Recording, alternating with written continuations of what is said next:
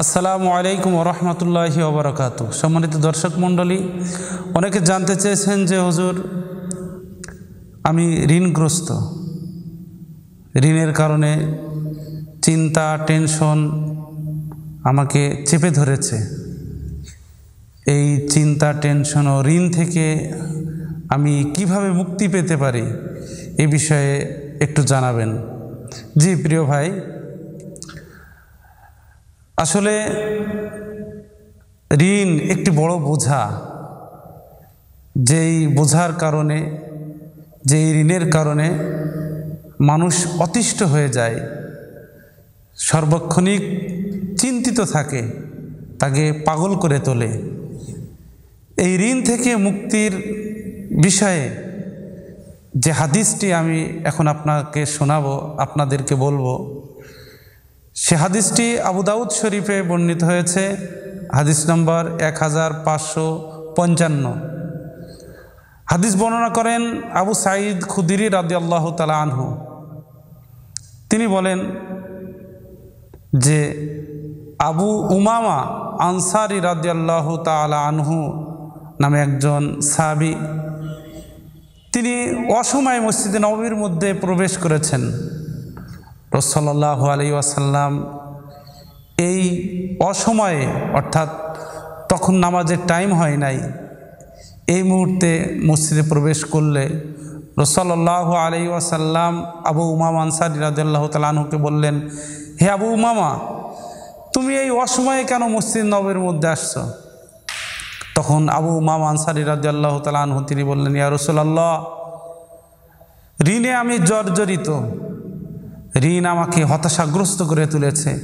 ঋণের কারণে চিন্তা টেনশন, এই চিন্তা টেনশনের কারণে আমি পাগল হয়ে, অতিষ্ঠ হয়ে, ঋণের চাপ সহ্য না করতে পেরে মসজিদের নববীতে আমি চলে এসেছি।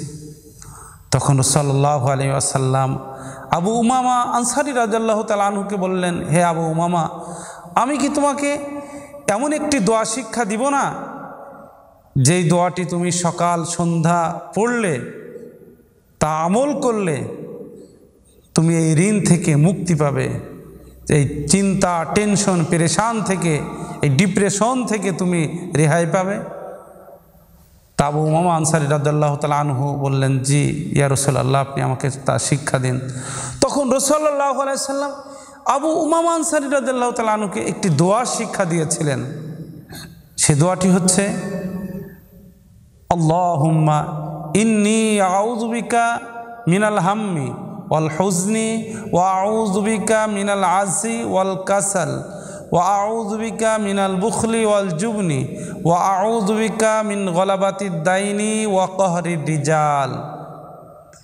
দোয়াটির অর্থ, হে আল্লাহ, আমি আপনার কাছে আশ্রয় কামনা করছি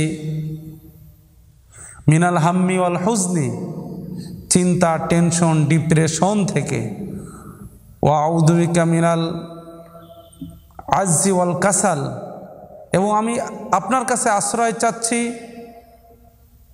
অলসতা থেকে, অক্ষমতা থেকে, ওয়া আউযু বিকা মিনাল বুখলি ওয়াল জুবন, এবং আমি আপনার কাছে আশ্রয় চাচ্ছি কৃপণতা থেকে ও কাপুরুষতা থেকে, ওয়া আউযু বিকা মিন গলাবাতিদ দাইনি ওয়া কহরির রিজাল, এবং আমি আপনার কাছে আশ্রয় কামনা করছি ঋণের চাপ থেকে, ঋণের বোঝা থেকে, আর মানুষের দমন ও পীড়ন থেকে। আবু উমামা আনসারী রাদিয়াল্লাহু তাআলা আনহু তিনি বলেন, রসুলের এই শিখানো দোয়া অনুযায়ী আমি সকাল সন্ধ্যা এই দোয়া পড়তে থাকলাম, আমল করতে থাকলাম। কিছুদিনের মধ্যেই আল্লাহ তাআলা এই দোয়ার বদৌলতে আমাকে ঋণ থেকে মুক্তি দিলেন। সুবহানাল্লাহ, সুবহানাল্লাহ, সুবহানাল্লাহ।